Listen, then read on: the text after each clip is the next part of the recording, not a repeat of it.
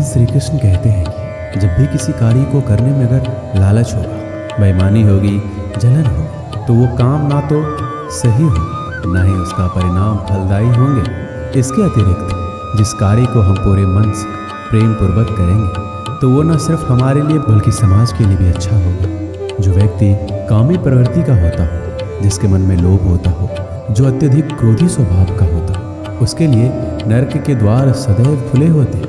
अर्थात ऐसे व्यक्ति को तो सिर्फ नरक में ही जगह मिलती है। श्री कृष्ण कहते हैं मनुष्य सब कुछ चाहता है पर सब कुछ उसे मिल नहीं सकता। आपको जो नहीं मिला उसके लिए पश्चाताप मत करो, जो आपसे अलग हो गया उसके लिए निराश मत हो।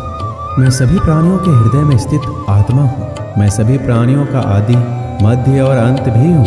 हर व्यक्ति श्री कृष्ण से जुड़ा है और श्री कृष्ण हर व्यक्ति से जुड़े हैं। वही हमारे आदि, मध्य और अंत है। ठंड या गर्मी, सुख या दर्द का अनुभव करें। ये अनुभव क्षण भंगुर है। वो आते हैं और चले जाते हैं। उन्हें धैर्यपूर्वक सहन करें। समय एक सा नहीं रहता। आज दुख है तो कल सुख भी आएंगे और सुख के बाद दुख भी आना स्वाभाविक है। आपको पूरे धैर्य और श्री कृष्ण पर विश्वास के साथ अपना जीवन निर्वाह करना चाहिए। सत्य कभी नष्ट नहीं हो सकता। अच्छा करने से नहीं डरना चाहिए। लोग अक्सर सच कहने से बचते हैं या डरते हैं, पर सत्य कभी छुप नहीं सकता, ना ही कभी मिट सकता है। कितना भी छुपाने पर सच तो उजागर हो ही जाएगा। इसलिए जो बात सच पर आधारित हो उसे करने या कहने और मानने से कभी नहीं डरना चाहिए। जो हुआ अच्छा हो, जो होता है अच्छे के लिए होता है। कभी कभी विपरीत परिस्थितियाँ हमारी वर्तमान स्थिति को अच्छा करने के लिए आती। मन चंचल होता है, इधर उधर भागता है और किसी भी कार्य की एकाग्रता का दुश्मन है। लेकिन यदि वह व्यक्ति के वश में हो जाए तो इससे अच्छा कोई मित्र नहीं। मन को एकाग्र करना जरूरी है, बस थोड़े से प्रयास और अभ्यास की जरूरत है। श्री कृष्ण कहते हैं मेरे लिए ना कोई घृणित है, ना कोई प्रिय है, ना कोई निर्धन है, ना कोई धनी। बस जो भक्ति भाव के साथ मुझे याद करते हैं, मैं उनका हूँ और वो मेरे। भगवान तो बस प्रेम भक्ति के भूखे हैं। जो भी उनकी भक्ति में लीन होता है, जो भी प्रेम से उन्हें याद करता है, वो सदैव उसका कल्याण करते हैं। जब भी आप कोई बुरा कार्य करते हैं या अच्छा कार्य करते हैं, आपको लगता है कि कोई देख नहीं रहा है, तो यहाँ श्री कृष्ण कहते हैं कि जो तुम कुछ कर रहे हो उस पर मेरी दृष्टि सदैव तुम पर है। इसलिए आप ये मत समझो कि आप अकेले हैं। आपके साथ श्री कृष्ण सदैव है। हमारी सफलता और असफलता इस बात पर निर्भर करती है कि हम खुद पर कितना विश्वास करते हैं। व्यक्ति जो चाहे बन सकता है यदि पूरे विश्वास के साथ अपने लक्ष्य पर लगातार चलता है। जिस इंसान के चारों तरफ नकारात्मक लोग रहते हैं, उस इंसान का मंजिल से भटक जाना तय है। कहते हैं मन के हारे हार है और मन के जीते जीत। जिस प्रकार सकारात्मक विचारों से सफलता मिलती है, उसी प्रकार नकारात्मक विचार असफलता के मार्ग की ओर अग्रसर करते हैं। क्योंकि जैसा हम सोचते हैं वैसा ही हम बनते जाते हैं और अपने विचारों के माध्यम से ही हमें नकारात्मक और सकारात्मक परिणाम मिलते हैं। अपने अनिवार्य कर्तव्य का पालन करें, क्योंकि क्रिया वास्तव में निष्क्रियता से बेहतर है। मनुष्य ही एक ऐसा प्राणी है जो कर्म करता है, इसलिए कर्म करना प्रत्येक व्यक्ति का धर्म भी है। कर्म करने वाला व्यक्ति कर्मवीर कहलाता है। इसलिए कार्य करते रहना खाली बैठे रहने से हमेशा बेहतर होता है। समय हमेशा चलता रहता है, कभी रुकता नहीं है। यदि आज आपका बुरा समय है तो कल अच्छा आएगा। इसलिए आप बिना किसी स्वार्थ के सिर्फ कर्म कीजिए, फल समय खुद देगा। ना तो समय रुकता है, ना ही एक सा रहता है, ये हमेशा बदलता है। सुख के बाद दुख, दुख के बाद सुख का आना अनिवार्य है। इस पर हमारा कोई वश नहीं है, लेकिन कर्म पर हमारा वश जरूर है। इसलिए सिर्फ कर्म कीजिए, वो भी बिना चिंता के। समय आने पर फल अवश्य मिलेगा। जो अज्ञानी व्यक्ति होता है वो ये गलतफहमी पाल लेता है कि मैं करता हूँ, सभी कार्य मेरे द्वारा किए जा रहे हैं। उसमें अहंकार घर कर लेता है। परंतु इस सृष्टि में जो भी हो रहा है वो तो प्रकृति द्वारा किया जा रहा है। अज्ञानता के कारण व्यक्ति में जो मैं का अहंकार जन्म लेता है तो उसका पतन होना निश्चित है। श्री कृष्ण कहते हैं कि वो किसी के भाग्य के निर्माता नहीं है। व्यक्ति खुद ही अपना भाग्य लिखता है। आप जैसा बीज बोएंगे आप वैसा ही फसल काटेंगे।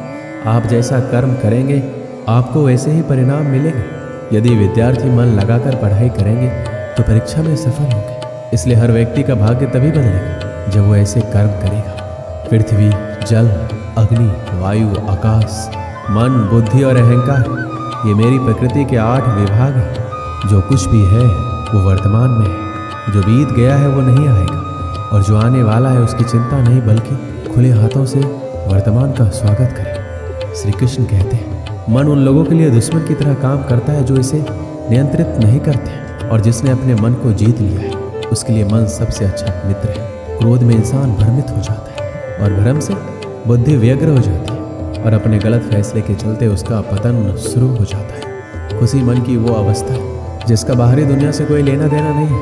कोई भी व्यक्ति जो अच्छा काम करता है उसका कभी भी बुरा अंत नहीं होगा, चाहे यहाँ या आने वाले संसार में। श्री कृष्ण कहते हैं, तुम अपने आप को मुझे अर्पित करो। यही सबसे उत्तम सहारा है। जो इस सहारे को जानता है वो भय, चिंता, शोक से सर्वदा मुक्त है। इच्छाओं में कमी ही सुख की कुंजी है। उम्मीद ही आपको रिश्ते में कमजोर बनाती है। उम्मीद का जन्म आपके मन में ही होता है। शांत, नम्रता, मौन, संयम और पवित्रता ये मन के अनुशासन है जिसे तुम अपना समझकर मग्न हो रहे हो। बस यही प्रसन्नता तुम्हारे दुखों का कारण है। कर्म मुझसे नहीं चिपके रहते, क्योंकि मैं उनके परिणामों से जुड़ा नहीं हूँ। जो लोग इसे समझते हैं उसका अभ्यास करते हैं, वो स्वतंत्रता और खुशी से रहते हैं। मेरा, तेरा, छोटा, बड़ा, अपना पराया मन से मिटा दो, फिर सब तुम्हारे हैं। तुम सबके, आप अकेले आए हैं, अकेले ही जाना है, इसलिए खुद पर भरोसा रखो। एक गरीब किसान को उसके एक मित्र ने कुछ बीज दिए और उसे बताया कि ये बीज बांस के पेड़ की उस प्रजाति के हैं जो बाहर के देशों में पाए जाते हैं। इन पेड़ों की ऊंचाई 90 फीट तक होती है। किसान ने वो बीज अपने मित्र से लिए और उन्हें अपने खेत में बो दिए। उन्हें आशा थी कि जिस दिन वो बांस के ऊंचे पेड़ बन जाएंगे, उन बांसों को बेचकर वो अच्छी आमदनी करेगा और उसका परिवार एक अच्छा जीवन जी पाएगा। वह उन बीजों को पानी देता, देखभाल करता, रात में भगवान से प्रार्थना करता कि उसके सपने पूरे हो जाए और इन बीजों से 100% परिणाम मिले। वह रोज अपने खेत में जाकर देखता कि बीज अंकुरित हुए हैं या नहीं, लेकिन उसे उनमें कोई भी परिवर्तन दिखाई नहीं पड़ता। इस तरह 1 वर्ष बीत गए, लेकिन उन बीजों से अंकुर नहीं फूटे। अन्य बीज समानतः 1 सप्ताह में अंकुरित हो जाते थे और कुछ महीनों में ही फसल आ जाते थे। उस फसल के द्वारा ही किसान के परिवार का भरण पोषण होता था। किसान सोचा करता कि इस तरह आज तो उसका गुजारा चल सकता है, लेकिन उसके सपने पूरे नहीं हो सकते, न ही उसका भविष्य संवर सकता है।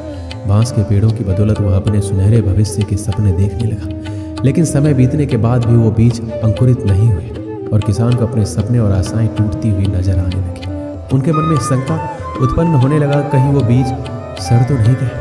1 वर्ष और बीता, लेकिन बीज अंकुरित नहीं हुए। दूसरे किसान और उसके गांव वाले उसका मजाक उड़ाने लगे। वह उन बेकार की चीज़ों पर अपना समय और परिश्रम व्यर्थ गंवा रहा है। सबके ताने सुनकर किसान विचलित होने लगा। उसके मन में ये भय समाने लगा कि कहीं सचमुच वह अपना समय और परिश्रम ऐसे कार्य में तो नहीं लगा रहा जिससे उसे कोई प्रतिफल नहीं मिलने वाला है। 1 साल और बीत गया, लेकिन बीज के अंकुरित होने के कोई चिन्ह दिखाई नहीं पड़े। लोगों ने किसान का मजाक उड़ाना जारी रखा, लेकिन किसान ने आंशिक भय के बाद भी अपने मन में छोटी सी आस बांध रखी थी। इसलिए उसने लोगों की बातों को दरकिनार कर उन बीज की देखभाल करना जारी रखा। ऋतुएं बीतती गई और किसान एक चमत्कार की उम्मीद में बीज को रोज पानी देता रहा, उसका देखभाल करता रहा। लेकिन 4 साल बीत जाने के बाद भी एक भी बीज अंकुरित नहीं हुए, जिससे किसान की उम्मीदें थोड़ी और कम हो गई। लेकिन फिर भी वह उन बीजों को पानी देता रहा। समय के साथ किसान की आशा कम होती चली जा रही थी, लेकिन भगवान पर उनका विश्वास अटल था। उनका विश्वास था कि भगवान उसके परिश्रम का फल उसे अवश्य देंगे। 5 वर्ष बीत जाने के बाद अचानक एक सुबह गांव के लोगों को उस किसान के चिल्लाने की आवाज़ सुनाई पड़ी। वो सभी अपने घर से बाहर निकले। उन्होंने देखा वो किसान अपने खेत के सामने खड़ा होकर खुशी से चिल्ला रहा है। पास जाकर देखने पर सभी गाँव वालों की आंखें फटी की फटी रह गई। किसान के खेत में बांस के बीज अंकुरित हो गए थे। किसान की खुशी का कोई सीमा नहीं था। 5 साल बाद उसकी मेहनत सफल हुई थी।